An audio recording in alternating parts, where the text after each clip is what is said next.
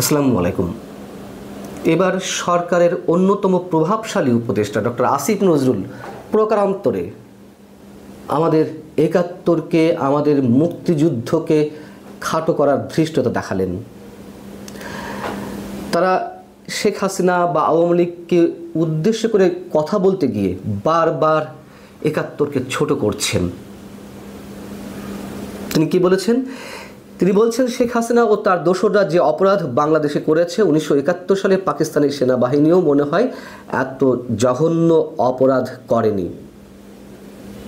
কি উদ্দেশ্যে বলছেন, কেন বলছেন, কাদেরকে খুশি করতে তারা এই ধরনের কথা বারবার বলছেন তা আমাদের বুঝতে অসুবিধা হওয়ার কথা নয় নিশ্চয়ই।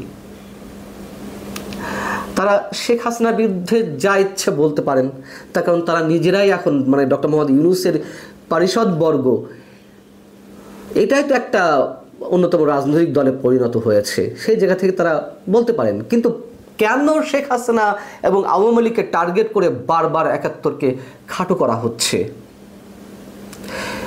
ডক্টর আসিফ নজরুল বলছেন, মৃতদেহ পুড়িয়ে ফেলা, আহতদের গুলি করে মেরে ফেলা, নিরস্ত্র মানুষকে গুলি করে মারা, আপনারা বলতে পারেন 25শে মার্চ কাল রাতে হয়েছে, কিন্তু ওটা তো অন্য দেশের বাহিনী, আমরা তো স্বাধীনতা ঘোষণা করেছি। তারপর পাকিস্তানিরা যে বর্বরোচিত হত্যাকাণ্ড নৃশংসতা ঘটিয়েছে তার আকারটা প্রকারান্তরে ছোট করে দেখানোর একটা চেষ্টা। তিনি বলছেন 1971 ও 2024 সালের দুই ঘটনার পার্সপেক্টিভ আলাদা। 1971 সালে মৃতদেহ পুড়িয়ে ফেলেছে এরকম কোনো ফুটেজ আমি দেখি নাই। 1971 সালে একজন গুলি খেয়েছে, তাকে ধরে নিয়ে যাচ্ছে তার বন্ধু, সেই অবস্থায় তাকে গুলি করেছে। কোনো মুক্তিযোদ্ধার এমন কোনো বর্ণনা আমি পড়ি নাই বা ফুটেজে দেখি নাই। অন্যরকম নৃশংস থাকতে পারে, কিন্তু এরকম নৃশংসতা করেনি পাকিস্তানিরা, করেনি হানাদার বাহিনী, করেনি। কি ভয়ঙ্কর ধৃষ্টতা! ডক্টর আসিফ নজরুলকে নিয়ে কথা বলতে গিয়ে এখন আমাদের ইতিহাসের দিকে ফিরে যেতে হবে। তাকে উদ্দেশ্য করে আমাদের যে ভয়াবহ অভিজ্ঞতাগুলো আমাদের পূর্বপুরুষের, সেগুলো তুলে ধরতে হবে। এত কিছুর দরকার নেই। প্রথম প্রশ্ন হচ্ছে যে কিসের সঙ্গে তিনি কি তুলনা করছেন? আবারও সেই 71-এর উপরে 24কে স্থান দেওয়ার একটা চেষ্টা। কি বলছেন এই ভদ্রলোক? 71-এর বর্বরতার সঙ্গে 24-এর কথিত বর্বরতা তিনি মিলাচ্ছেন। 24-এ অবশ্যই অনেক ধরনের নৃশংসতা ঘটেছে, কারা কতটুকু করেছে সেটুকু বলা হয় না। কেন 5 আগস্ট পরে যে হত্যাকাণ্ডগুলো ঘটেছে সেটুকু উল্লেখ করা হয় না? কেন জাতিসংঘের যে হিসেব 1400 মানুষ, সেটিকে শুধুমাত্র 5 আগস্টের আগে অভ্যুত্থানের হত্যাকাণ্ড বলে চালিয়ে দেওয়া হয়? সব বাদ দিলাম, এগুলো পুরনো কথা। তিনি যে 71-এর ভয়াবহতা 24-এর এই নৃশংসতা কিংবা হত্যাযজ্ঞের সঙ্গে মেলাচ্ছেন, আমরা তাকে জ্ঞান পাপী বলবো না কি বলবো? তার পড়াশোনার সীমাবদ্ধতা নিয়ে তো আমাদের এখন প্রশ্ন জাগছে। তেমন কিছু না। আমাদের মুক্তিযুদ্ধের উপরে ইতিহাস ভিত্তিক যেই বইগুলো রচিত হয়েছে, 2-4টে বই পড়লে তো এনাফ, আর কিছু লাগে না। ডক্টর নীলিমা ইব্রাহিমের আমি বীরাঙ্গনা বলছি, এই বইটা যে কেউ পড়ে দেখতে পারেন। কয়েকজন নারী ধর্ষিতা হওয়ার যে ঘটনাগুলো বর্ণিত হয়েছে বইতে, যে কটা কেস স্টাডি করেছেন নীলিমা ইব্রাহিম, তার ইচ্ছে ছিল আমি বীরাঙ্গনা বলছি বইটার 2য় খণ্ড লেখার, কিন্তু এই বইয়ের মুখবন্ধে তিনি বলছেন যে আমি এই ঘটনাগুলো স্টাডি করতে গিয়ে ধর্ষিতা নারীদের তাদের ইন্টারভিউ করতে গিয়ে আমি নিজেই মেন্টালি ডিসঅর্ডার্ড হয়ে পড়ি, মানসিকভাবে বিকারগ্রস্ত হয়ে পড়ি। আমি এতটাই অসুস্থ হয়ে পড়ি যে আমি 2য় খণ্ডে হাত দেওয়ার আর সাহস পাইনি। একটা বিদেশি বইয়ের কথা বলি, বিদেশি রাইটারের, against our will, men, women and rape, Susanna Brownmiller. এই বইটা নিউ ইয়র্ক স্টেট লাইব্রেরি গত শতাব্দীর সেরা 10টি বইয়ের মধ্যে একটি বই হিসেবে নির্বাচিত করে, এবং এর মধ্যে বাংলাদেশের মুক্তিযুদ্ধে 4 লক্ষ নারী যে ধর্ষিতা হয়েছেন তাদের যে রোমহর্ষক কাহিনী এই বইতে উঠে এসেছে। একটা উদাহরণ দিই, যে সেখানে একজন নারী এক রাতে 81 বার ধর্ষণের শিকার হয়েছে, এমন তথ্য রয়েছে। কি বলছেন ডক্টর আসিফ নজরুল? 71 নৃশংসতার সাথে আপনি 24 নৃশংসতা মিলাচ্ছেন। রশিদ হায়দারের স্মৃতি 1971 বেশ কয়েক খণ্ডের বই, এইটা একটু পড়েন না। এগুলা আপনি 71 বর্বরতা সম্বন্ধে কতটুকু জানেন? আমরা তো জানতে পেরেছি ইতিহাস থেকে। তিনি বড় বড় বয়ান দেন। আরেকটি বই স্যামুয়েল টটেন এবং উইলিয়াম এসপারসন্স, তাদের লেখা century of genocide,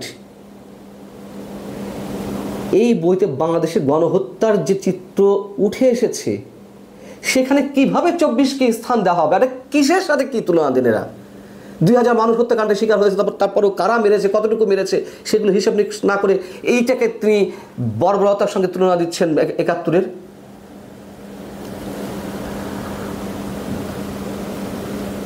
doctor Asif Nazrul নিশ্চয়ই শেখ হাসিনা সরকারের সময় বা অভ্যুত্থানের সময়ে 18 জন পুলিশকে হত্যা করে সিরাজগঞ্জে গাছের সঙ্গে ঝুলিয়ে রাখার উদাহরণটি আমাদের সামনে নিয়ে আসবেন, এবং সেই উদাহরণ যদি নিয়ে আসেন, এই 18 জন পুলিশ সদস্যকে কারা হত্যা করেছিল?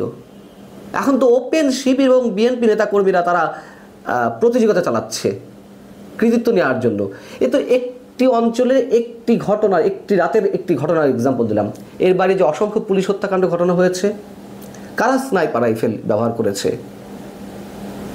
পুলিশকে হত্যা করে যে শহর অঞ্চলে ইলেকট্রিক খাম্বার সাথে ঝুলিয়ে রাখা হয়েছে, এবং নিজ দেশের মানুষকে পাথর দিয়ে বর্বরোচিত হত্যাকাণ্ডের কাহিনী নিশ্চয়ই শেখ হাসিনা সরকারের সময় ঘটেনি। বাবা মায়ের সামনে গ্যাংরেপ করা, যেমন বাগেরহাটের ছবিরানী বিশ্বাস কিংবা সিরাজগঞ্জের পূর্ণিমা শীলদের 2001 সালের পরে যেভাবে বর্বরোচিতভাবে বাবা মাকে বেঁধে রেখে তাদের সামনে তাদেরকে সারা রাত গ্যাংরেপ করা হলো, এই দৃষ্টান্ত কখনকার? আমরা এদের মুখ থেকে মুক্তিযুদ্ধের বয়ান শুনি, মুক্তিযুদ্ধের ইতিহাস শুনতে হয়। যখন মুক্তিযুদ্ধের সব স্মৃতিচিহ্ন 5 আগস্টের পর একে একে ধ্বংস করে দেওয়া হচ্ছে, তখন নির্লজ্জের মতন চেয়ে চেয়ে দেখেন। যখন মুক্তিযোদ্ধা থেকে শুরু করে শহীদ বুদ্ধিজীবী, সাহিত্যিক এবং বিজ্ঞানীদের নামে বিভিন্ন স্থাপনার নাম পরিবর্তন করা হয়, তখন ডক্টর আসিফ নজরুল আপনাদের মুখে মুক্তিযুদ্ধ নিয়ে একটি টু শব্দটি উচ্চারণ করা হয় না। যখন শুধুমাত্র হিন্দু ধর্মের হওয়ার কারণে আচার্য প্রফুল্ল চন্দ্র রায়, আচার্য পিসি রায় কিংবা জীবনানন্দ দাশের মতন মানুষদের, মহৎ ব্যক্তিদের নামে স্মৃতিফলক কিংবা বিশ্ববিদ্যালয়ের হলের নাম পরিবর্তন করা হয়, তখন তারা কুলুপ এঁটে থাকে মুখে। যখন মুক্তিযুদ্ধের অন্যতম সূতিকাগার 32 নম্বরকে দিনের পর দিন কয়েকদিনের পালাক্রমে বুলডোজার দিয়ে মাটির সাথে মিশিয়ে দেওয়া হয়, তখন এই মানুষগুলোর মুখে 71-এর ইতিহাসের কথা শুনতে ঠিক জ্ঞানপাপীর মতোই শোনায় আমাদের কাছে। একজন বীর বিক্রম রয়েছেন আমাদের এই অন্তর্বর্তী সরকারের মুক্তিযুদ্ধ বিষয়ক উপদেষ্টা পদে, ভাবতে অবাক লাগে। আর একজন উপদেষ্টা রয়েছেন 11 বছর বয়সে কি তুমুল সাহসের সঙ্গে রণাঙ্গনে মুক্তিযোদ্ধাদের গান শুনিয়ে তাদের তেজদীপ্ত করেছেন, শারমিন মুর্শিদ। এদের কথা ভাবতে আমাদের অবাক লাগে। তার কারণ একটা পদবীর জন্য এরা সব কিছু মুখ বুঝে সহ্য করতে রাজি আছেন। যুদ্ধাপরাধ ট্রাইব্যুনালে অভিযুক্ত যুদ্ধাপরাধীদের যিনি মূল আসামি অ্যাডভোকেট তাজুল ইসলাম, তাকে করা হয় রাষ্ট্রপক্ষের চিফ প্রসিকিউটর। ইনারা আবার শোনান মুক্তিযুদ্ধের ইতিহাস। তাদের কণ্ঠে তো মুক্তিযুদ্ধের ইতিহাস বিকৃত হবেই, তাতে অস্বাভাবিক কিছু নয়। মূল বিষয় হচ্ছে দুটো। একটা হচ্ছে একাত্তরের সব কিছু পাল্টে দেওয়া, একাত্তরকে 24-এর নিচে স্থান দেওয়া এবং তার একটা সূক্ষ্ম ডিজাইন থেকে বা তার ধারাবাহিকতায় আওয়ামী লীগের নেতৃত্বে যে মুক্তিযুদ্ধ সংঘটিত হয়েছিল, অবশ্যই নানান মত দর্শনের মানুষ সেখানে একসাথে হয়েছিল, কিন্তু নেতৃত্ব তো আওয়ামী লীগ ছিল। যাতে আওয়ামী লীগের নেতৃত্বে মুক্তিযুদ্ধ হয়েছে এই কথা ভবিষ্যতে বা এই মুহূর্তে মানুষ উচ্চারণ করতে দ্বিধাবোধ করে, সেই ধরনের একটা পোর্ট্রেট করার চেষ্টা, শেখ হাসিনা কিংবা আওয়ামী লীগকে কতটা ঘৃণিতভাবে উপস্থাপন করা যায় যে এদের দ্বারা মুক্তিযুদ্ধ নেতৃত্ব দেওয়া সম্ভব না, সেটি প্রতিষ্ঠিত করার চেষ্টা। আওয়ামী লীগ নিশ্চয় ধোয়া তুলসী পাতা নয়, আওয়ামী লীগে অনেক অপকর্ম রয়েছে, অনেক অনেক, কিন্তু শেখ হাসিনা বা আওয়ামী লীগকে টার্গেট করতে গিয়ে আপনি মুক্তিযুদ্ধকে খাটো করবেন, এটা টিকবে না, টিকার কথা নয়। শেখ হাসিনাকে যেভাবে বিকৃত মস্তিষ্কের খুনি, আওয়ামী লীগকে যেমনভাবে গণহত্যাকারী, বঙ্গবন্ধুকে যেভাবে ফ্যাসিবাদের জনক হিসেবে প্রতিষ্ঠার অপচেষ্টা চলছে, তার মূল উদ্দেশ্য যে সব কিছু ধুয়ে মুছে ফেলা একাত্তরের ইতিহাস থেকে। 2024-এর জুলাই আগস্টে সংঘটিত হত্যাকাণ্ডের সুষ্ঠু বিচারের নিশ্চয়তার কথা বা প্রতিশ্রুতির কথা আসিফ নজরুল বলছেন। যখন তখন যার তার নামে হত্যা মামলা দেওয়া, গড়ে পাইকারি হারে হত্যা মামলা দেওয়া, হত্যাকাণ্ডে মৃত ব্যক্তিকে যেভাবে চিহ্নিত করা হচ্ছে সেই মৃত ব্যক্তির জীবিত ফিরে আসা, বিচারের জন্য সময়সীমা বেঁধে দেওয়া, এইগুলো সুষ্ঠু বিচারের নমুনা।